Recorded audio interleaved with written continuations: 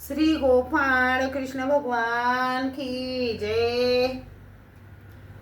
माझे सर्व भाविक भक्त, माझे गोपाळ कृष्ण स्वामी यांचे भक्त, माझे दयाळू मयाळू माझे माय बाप श्री चक्रधर स्वामी यांचे भक्त, आता आपण ऐका प्रपंच पाकसार।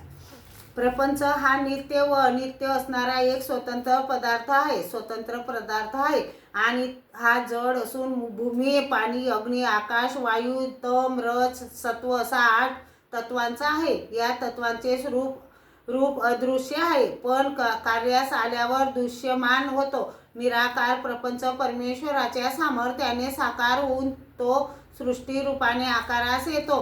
हा साकार झालेला प्रपंच सृष्टीच्या अंती नाश पावतो, म्हणून यास अनित्य म्हटले आहे। आणि निराकार कारण प्रपंचास नित्य किंवा सूक्ष्म प्रपंच म्हटले आहे। आपणास दिसणारे सृष्टीतील समग्र पदार्थ प्रपंच आहेत।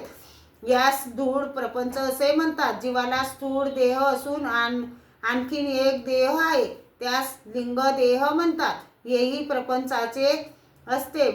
विश्वमूर्तीचा जो प्रपंच आहे त्यास दिव्य प्रपंच असे म्हणतात। निराकार प्रपंचास महाकारण प्रपंच असे म्हणतात। अशा प्रकारचा प्रपंच अनादीचा असून त्यात याचा अंत लागत नाही। श्री गोपाळ कृष्ण भगवान की जय।